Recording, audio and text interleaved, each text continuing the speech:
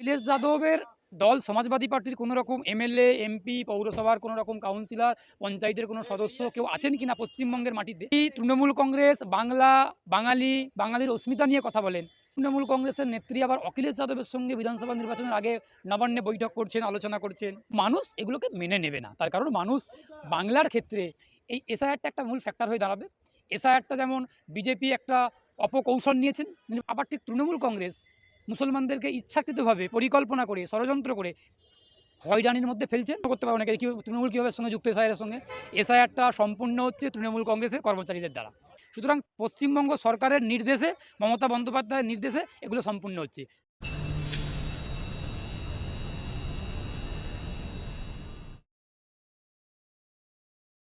তাই অখিলেশ যাদব নবান্নে বৈঠক মুখ্যমন্ত্রী মমতা বন্দ্যোপাধ্যায়ের সঙ্গে অখিলেশের কলকাতা বিমানবন্দরে নেমেই সাংবাদিকদের বলেন মমতা ব্যানার্জি ইডিকে হারিয়েছি, এবার নির্বাচনে বিজেপিকে হারাবো। আসলে বিজেপি বাংলায় ভোট জিততে নয়, ভোট কাটতে এসেছে। অখিলেশ যাদব উত্তরপ্রদেশের প্রাক্তন মুখ্যমন্ত্রী এবং সমাজবাদী পার্টির নেতা, বিজেপি বলে একটা ঘোষিত নেতা। এটা আমরা প্রত্যেকেই জানি, ইন্ডিয়া জোটের উনি একজন শরিক। কিন্তু অখিলেশ যাদবের দল সমাজবাদী পার্টির কোনো রকম এমএলএ, এমপি, পৌরসভার কোনো রকম কাউন্সিলর, পঞ্চায়েতের কোনো সদস্য কেউ আছেন কিনা পশ্চিমবঙ্গের মাটিতে, এটা আমার জানা নেই। যেই তৃণমূল কংগ্রেস বাংলা, বাঙালি, বাঙালির অস্মিতা নিয়ে কথা বলেন, বাংলা যে বাঙালিরাই বাংলা চালাবেন এটা ওটা বলে থাকেন, সেই তৃণমূল কংগ্রেসের নেত্রী আবার অখিলেশ যাদবের সঙ্গে বিধানসভা নির্বাচনের আগে নবান্নে বৈঠক করছেন, আলোচনা করছেন বা রাজনৈতিক কৌশল করছেন বিজেপিকে হারানোর জন্য। যদিও বিজেপি অন্য রাজ্য থেকে পরিযায়ী একটা দল হিসেবে এই পশ্চিমবঙ্গের মাটিতে আসার চেষ্টা করছেন, বিজেপির নেতারাও সব অবাঙালি, অন্য রাজ্যের।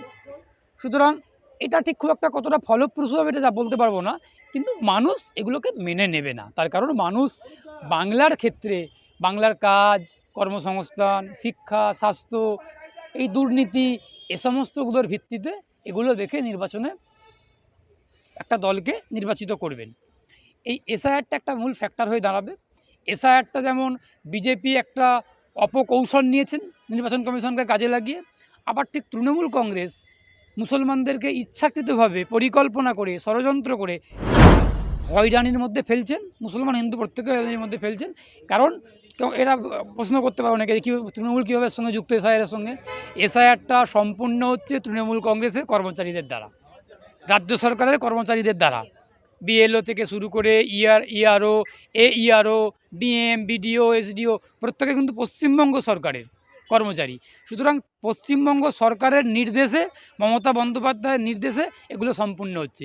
সুতরাং শুধু নির্বাচন কমিশনকে আমি দায়ী করব না, দোষ দেবো না এসআইআরের জন্য। তৃণমূল কংগ্রেস যতটুকু দায়ী এসআইআরে নাগরিক হয়রানির জন্য, অতটুকু দায়ী বিজেপি, আর সবার থেকে বেশি দায়ী নির্বাচন কমিশন। আমি নির্বাচন কমিশনকে আর কোনো রকমভাবে নির্বাচন কমিশন স্বচ্ছ নিরপেক্ষ বলে মনে করি না। আমি মনে করি নির্বাচন কমিশনটা বিজেপির একটা সংগঠন। অখিলেশ যাদব বলছেন যে এসআইআর এর আড়ালে এনআরসির চক্রান্ত চলছে বিজেপির, পশ্চিমবঙ্গে হারের জন্য লড়ছে বিজেপি। অখিলেশ যাদব উত্তরপ্রদেশের নেতা, উনি উত্তরপ্রদেশ নিয়ে কথা বললে বরং বেশি ভালো। বাংলা নিয়েও বলতে পারেন, কারণ উনি ভারতবর্ষের নাগরিক, ভারতবর্ষের যে কোনো জায়গার প্রান্তের ঘটনা নিয়ে বলতে পারেন। কিন্তু ওনার যে কথাটা বলেছেন সে কথাটা আমরা বামপন্থীরা দীর্ঘদিন ধরেই বলে আসছি এবং আমরাও বলছি সে কথা। উনি যেটা বলছেন এসআইআরের পিছনে এনআরসি, দেখুন এসআইআরটা একটা সাংবিধানিক প্রক্রিয়া, আইনি প্রক্রিয়া, এতে কোনো আপত্তির জায়গা নেই। কিন্তু হতে পারে।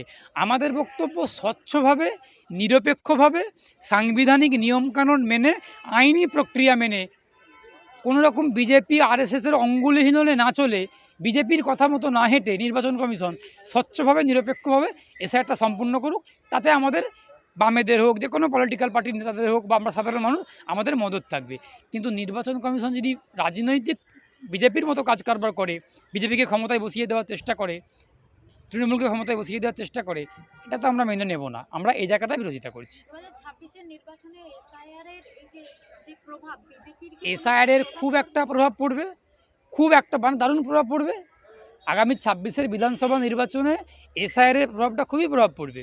মানুষ তার কারণ তার ব্যক্তি জীবনের অভিজ্ঞতা থেকে এসআইআরের যে একটা লাইনে দাঁড়ানো, এই নবদ্বীপর বৃদ্ধা, 90 বছরের বৃদ্ধা মহিলারা, দলিত, আদিবাসী, হিন্দু, মুসলিম, 90 বছরের বৃদ্ধা, অসুস্থ বৃদ্ধা, গর্ভবতী মহিলা, প্রত্যেককে লাইনে দাঁড়াতে হচ্ছে। শুধু কি মুসলমান লাইনে দাঁড়াচ্ছে নাকি? শুধু কি মুসলমানরা লাইনে দাঁড়াচ্ছে দেখতে পাচ্ছেন?